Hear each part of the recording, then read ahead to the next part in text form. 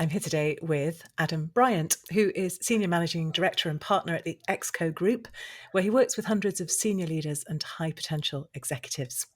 He's the creator and former author of the iconic Corner Office column in the New York Times, distilling real-world lessons from hundreds of interviews with top leaders. And he's the author of The CEO Test, Master the Challenges That Make or Break All Leaders, and The Leap to Leader, How Ambitious Managers Make the Jump to Leadership. So first of all, welcome, Adam. It's very, very good to have you here. Thanks so much, Alison. And Appreciate it. congratulations on the new book in particular. How's that feeling? What Thank stage are we you. at?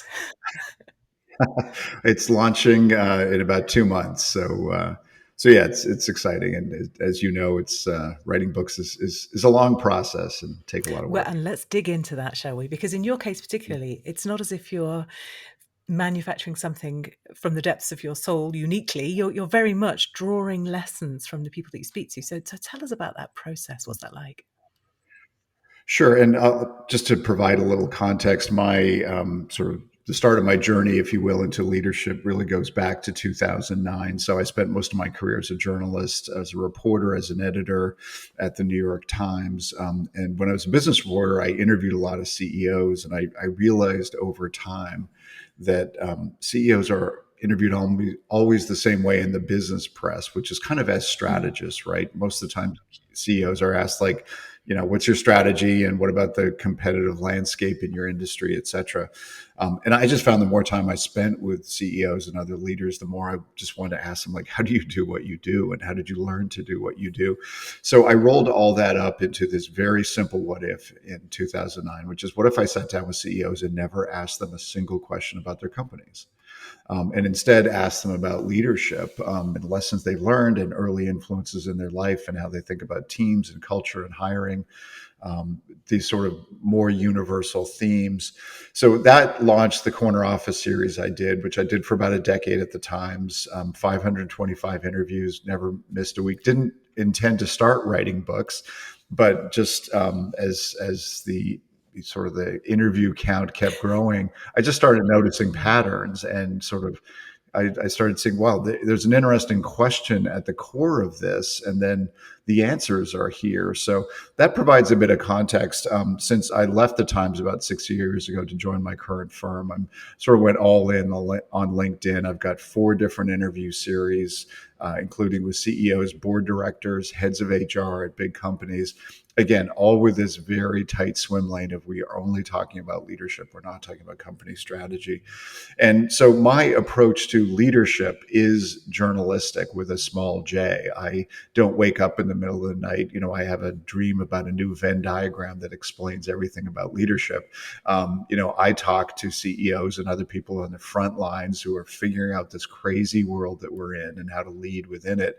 And then from those interviews, those become my sort of data set, the reporting that I use for the books, and the thing I try to do with the books is say, okay, I've got all this raw material from these by now more than 1,000 interviews.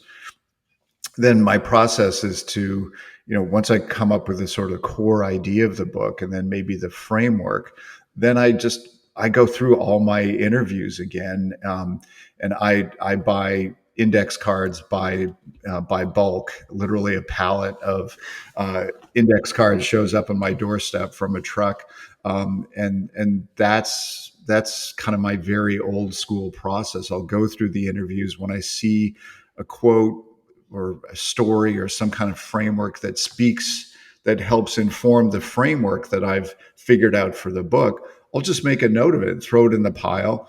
And then by the time I'm done, I've got a really high stack of index cards. And then I just go through them and I start sorting by category.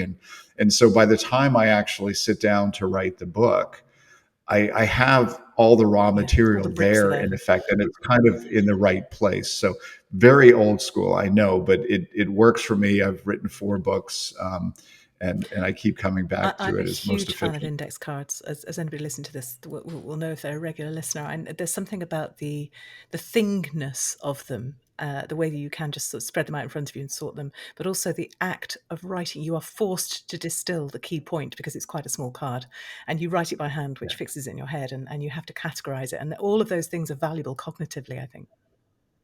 Yeah, completely agree. And then you also, with index cards, you've got the benefit of being able to really spread Right. out on a big space, right? Your dining room table, or in my case, my ping pong table up here in my loft. You can't play ping pong at the same time as writing a book. That's interesting to know. That's true. I want to go back to the interviewing because it's really fascinating and actually not dissimilar to, it's not exactly the same, of course, but I talk to authors about their books and we talk about the topic that the book is on, but then very quickly we get to the writing of the book. And often we'll get to the end of a conversation and, we switch the mic off and we're in the green room and they'll say, nobody's ever asked me that before. I really enjoyed that. I hadn't really thought about it. And so there's some real joy, isn't there, in getting people talking about stuff that they aren't usually asked about and where they're almost having to articulate the answer to themselves as well as you. So tell us a little bit about how you draw that out of people, but also how, because you've heard so many, so each one, it's unique because it's a unique individual and it's an exemplar of themes you will have heard before. What does that, how does that look when you're doing it? Sure. And a big part of it is I am asking the CEOs and other leaders questions. And I'm not saying nobody ever asks them these questions, but very few people do, because I think, especially if you're a CEO, you probably spend your day giving some version of the same speech 20 times over, right? Whether it's to employees or investors, other stakeholders. And so when I interview CEOs, I will often say to them as part of my preamble, I'm not going to ask you any questions about your company. And a lot of them just say, thank you. Oh, what Because, a relief. you know, and there's a weird gap I find, because strategy is something that I know it's an iterative process and stuff, but strategy is a little bit more of an event, right? Like you figure out your plan for the next year or two, whatever it is, then you work the plan. But the thing that CEOs think about literally all day long is leadership. Mm, Their own leadership, how to grow leaders and develop leaders, how to get their team operating more effectively, how to build a high performing culture, but nobody ever asks them about it. So on the one hand, they are very happy to have that conversation, excited that it's sort of like you imagine a football coach or something. Like, coaches are just always asked, like, are you going to win on Sunday, and why did you lose last Sunday, right? Nobody ever asks coaches, like, what's your approach to leadership, mm, even though that's what they think about all day.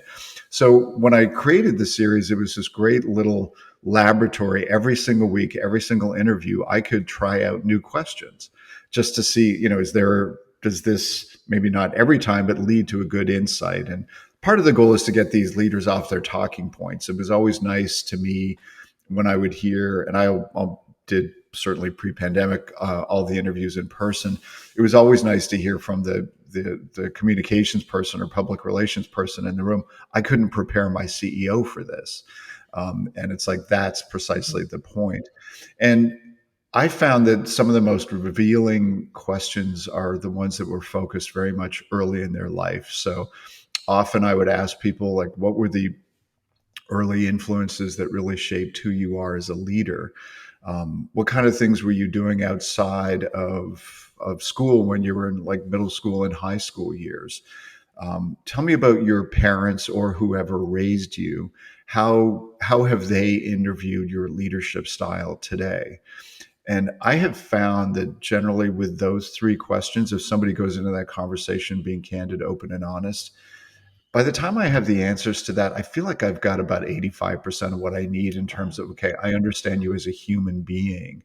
And just through that questioning, I mean, you hear these heartbreaking stories of adversity they faced when they were younger. Or I'm always curious, because these top jobs, especially CEO jobs, they don't make any sense on paper. Like, if you look at a job description for CEO, other than, like, if you take away the power and the money, which some people are really motivated by, like, why would anybody do those jobs? Right? They're 24/7. You have to make so many sacrifices and trade-offs in your personal life, the weight of responsibility on your back. So I'm always intrigued, like, where do you get your drive from? Like, where does that come from? And so that's one of the things I'm trying to answer. And so, as much as I'm really trying to understand their insights about leadership and the stories about how they learn them, and some very tactical and practical approaches to leading more effectively, I'm really trying to understand them as human beings. And I just find through those questions, uh, And what was interesting to me is my interviews are sort of like open source software. If you want to prep for one of my interviews, it's not like there's a black box, right? The questions are all Right. there. But I was always surprised that, the number of times I would ask somebody, um, tell me about your parents and how they influence your leadership style today. You could tell that they had never been asked that before, never thought about that before. And some of them actually got quite choked Mm, up because they hadn't really thought about it before. Maybe they saw the question in the interview prep or something, but really sort of engaging it was very emotional for all of them. And to your point, my best interviews, the ones that I enjoyed the most, where it did feel like they were connecting dots in real time and in their own lives. It's like, wow, I just realized the reason I do that in meetings is because of that. That was always fun for me. Sometimes I would interview these, super famous CEOs who had written 4 books, and they already had their talk tracks, right? It's like, okay, that question, I've already written that chapter, and so I'm not. And that was great, good stories and stuff. But the very cool moments for me was interviews that felt like an act of creation mm. rather than just I'm going to play my greatest hits. Yeah, I love that. And there's something about that journalistic background of yours, that license to ask the questions, that zeroing in on the human story that I'm finding really interesting as well, because obviously most of the people I speak to are business leaders rather than journalists. So I guess for somebody writing a book, I am going to ask you for best tip later on, so I don't want to preempt this, but if somebody's writing a book, what can they take from the journalistic approach that you think would be valuable for anybody to use? Yeah, well, at a very practical level, I mean, if you're going to write a book, I mean, maybe it's all based on research, and you don't need interviews, right? You don't need sort of anecdotes or stories to bring them to life. But I think in with social media today, the sort of machine that I've built, and it all makes perfect sense in hindsight. You're sort of bumbling along, figuring stuff I out, totally had this but all planned from day one. Yeah. um, but the interviews that I do at the New York Times and now on LinkedIn, where my interview series have pretty big followings, I do the interview and I always do a pretty drastic condensation. So the transcript will come back and it's typically 7 to 8 to 9,000 words, and I'll boil it down to about 1,500. And that accomplishes a couple of things. First of all, there's kind of an immediate payoff for the person I've interviewed because I think it's a much more attractive proposition to approach somebody and say, I'd love to interview. By the way, I've got this series on LinkedIn. I'll probably appear like 2 or 3 weeks and they get the immediate gratification Mm, of, oh, there's a good payoff of that time. And then, maybe 2 years later, I reach out to them. It was such a great story you told me in that interview. I'd love to use that in my book. I hope you're okay with that. And they always say yes, of course. But I think just in this day and age, it's much more. It's much easier to make that pitch than approach somebody to say, like, I'm working on a book, might come out in about 3 years. You might be quoted. By the way, can I have 2 hours of your time? Right. So I think that's a good tactic, and it does create this sort of perpetual motion machine of, mm. you're building your profile through these interviews. It becomes a calling card when you reach out to people, say, hey, I do this interview series, would love to get you in there, and then again down the road you can use them for the book. Um, And and each yeah, time, of so course, the person's sharing it and you're getting in front of their network as well. So that is quite powerful, isn't it? exactly, and it is informing my thinking because it's not the way I write books is that when I sit down to write the books, in effect, I've done all the reporting. I'm not saying like I'm 100% done and I will continue doing interviews. There may be a new insight, but at that point, I have in effect what I need, and very often the ongoing interviews are always knocking my head around in a good way to sharpen my thinking about the book. So again, it's a little bit like, I don't know what the right metaphor is, maybe it's surfing, but being on the right part of the wave rather than sort of getting in front of it, Mm. and then trying to think, oh wow, I need all this reporting and starting from scratch. So again, it works really well for me, but at the core of it is just this idea of talking to leaders about leadership, not about their organizations, and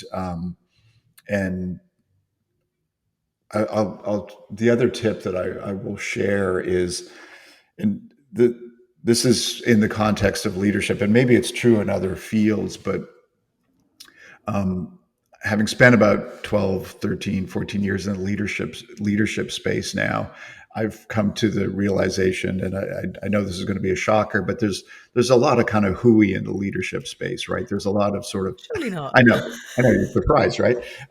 There's a lot of fortune cookie wisdom, and there's a lot of people saying people love to put adjectives in front of the word leadership to sort of create some new idea, and usually it's you sort of want to say to yourself, well, as opposed to what? So that given all that, I think it's important to ask, if you are going to talk about leadership, how do you do that in a way that is useful? And so, what I come down to, or my argument, is that there are three currencies of leadership, an effective leadership conversation. The first one is insight. Tell me something that helps me understand the world and human beings better in organizations. Just something that feels like a vitamin where it's like, wow, I suddenly understand that dynamic better. And it might be the first time you've heard that insight, or you've heard it before and it could be a really timely reminder of something. So that's currency one. Currency two is stories. Tell me how you learned this insight. Like, paint a picture for me. I was first time manager when I was 20, and I kept doing this with my team, and they basically pulled me. So that kind of story, it makes it feel real. We're wired as human beings to remember Yeah. things through stories. And then the third category is make it practical, make it useful. Give me a tactic, an approach, a framework, a tool, a technique, so that when I go back to my job on Monday, I can put this idea into action. And so when I do the interviews, I'm looking for those. When I condense the interview, I'm cutting out all the platitudes and the generalities. And so by the time I've got my database of reporting, everything at its core has to be one of those three things: a great insight, a great story, or a great practical approach.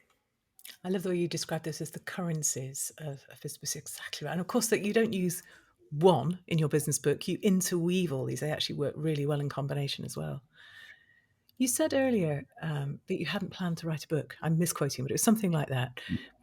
What was the journey where you suddenly went? I mean, was it as simple as, oh, I've got enough here, I might as well write a book? Or was there something that made you think actually a book had a different kind of place in the content ecosystem and you wanted part of that?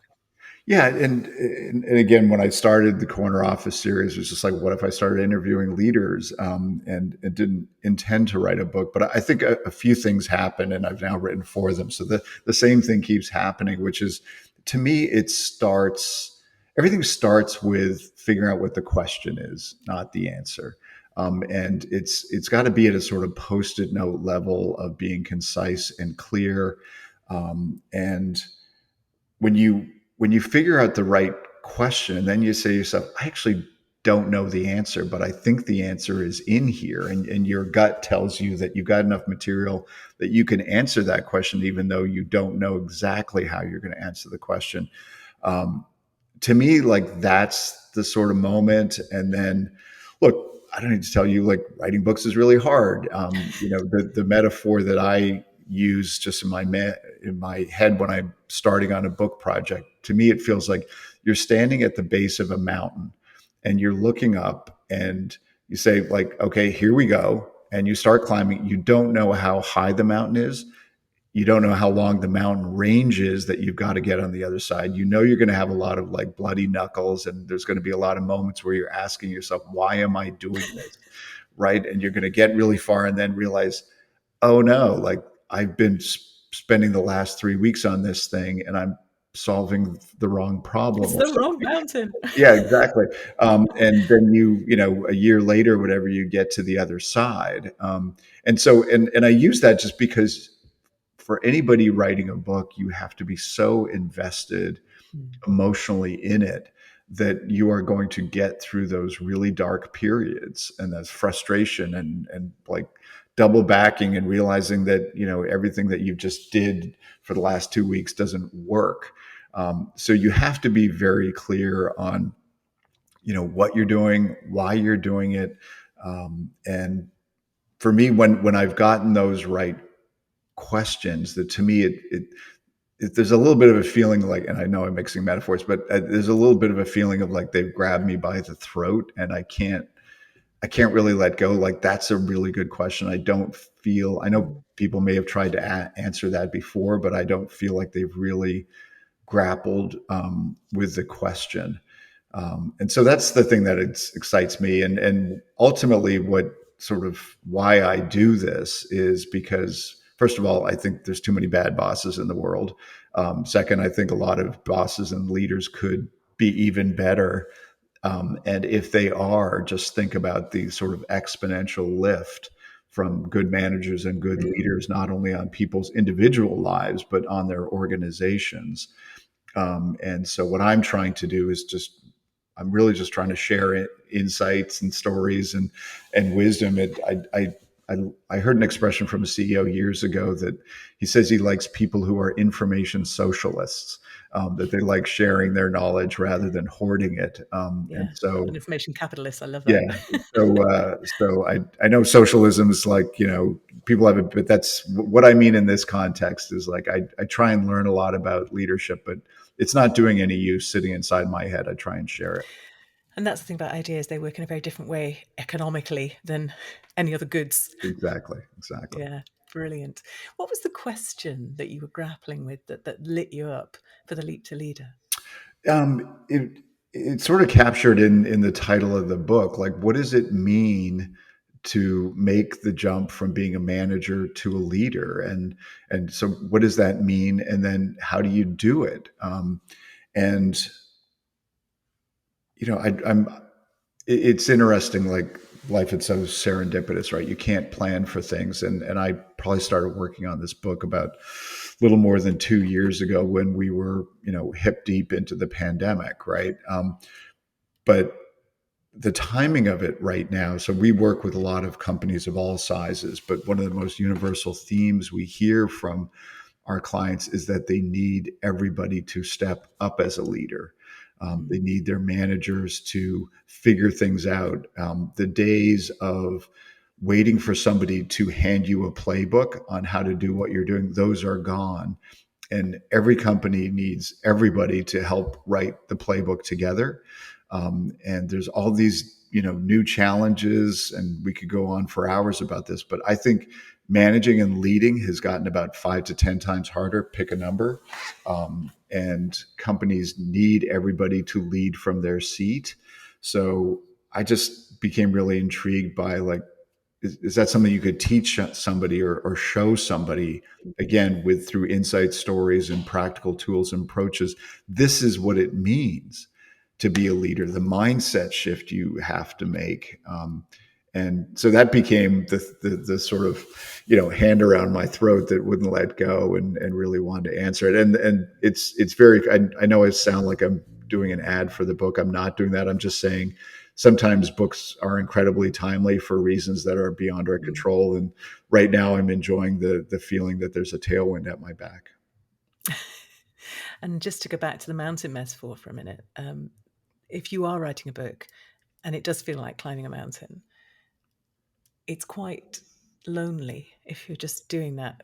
And one day you'll be at the top of the mountain and you'll be publishing your book. But the way that you do it in public with those mini milestones of each interview of those, the posts that you do, it's almost like the looking and enjoying the view at each sort of new stage up the mountain, isn't it? It's a much more rewarding and much more stickable process. You're doing it in small increments rather than one huge manuscript. Yeah, and to that point, I mean, I probably memo to self. I should probably enjoy the journey a little bit more. But there's books are kind of all consuming, and when I'm in the middle of it, um, it's I find it very hard to turn my brain off. Like, I'll be walking the dog at 5:30 in the morning and trying to, like, solve that particular Rubik's cube of puzzle of, figuring out how to get into that chapter. And so yeah, it's one of those things, like, on the one hand, you're in the middle of it.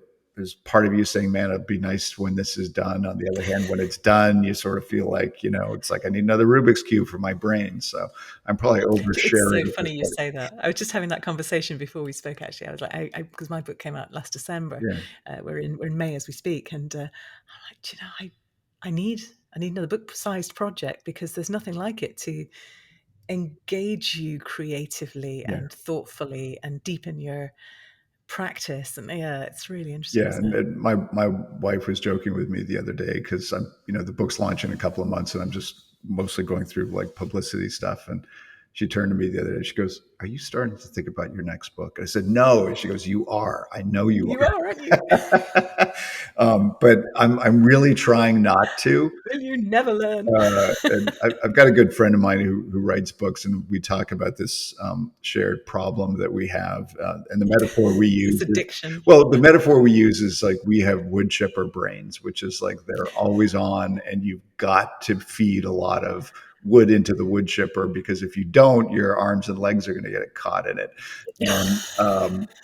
And and so there's this kind of like wood chipper thing where like I need big ideas and big problems to solve because I think in many ways writing a book is kind of like solving a problem, like figuring out a puzzle. There's all these pieces, how do they fit together in a satisfying and organic way that makes sense? So Mm. maybe there's like it's a puzzle addiction. I don't know what it is, but again, I'm probably oversharing. I'm I love the idea that, I have to keep the ideas coming, otherwise it'll consume me quite literally. And I also love that we have such a riot of metaphors going on here. Somebody's Yes. going to do a taxonomy of the metaphors we've Yeah. used, and it's going to be amazing. I want to know your best, your recommendation for a book that you think people listening should read. It's not allowed to be Lead to Leader, obviously, or the CEO test. Yeah. But which book would you recommend that people listening should have a read of if they haven't? I love the book In the Heart of the Sea, and I love sort of adventure whaling books, just stories about resilience. And in terms of leadership books, I mean, there's a lot of the ones that people usually mention, but I will recommend Bob Iger's book, The Ride of a Lifetime, about what he did at Disney. A lot of CEO leadership books are just victory laps, and they're giving shout outs to all their buddies and stuff, but there's just a lot of really good and nuanced insights about leadership in that book with really powerful stories that bring them to life about, his meetings with Steve Jobs and, how he landed the Pixar deals. So I just really enjoyed that book.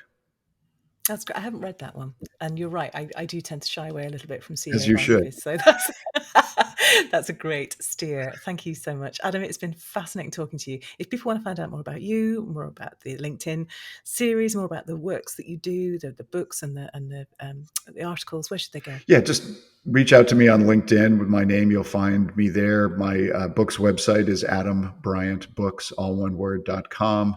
And our firm's website is exco leadership, EXCO leadership.com.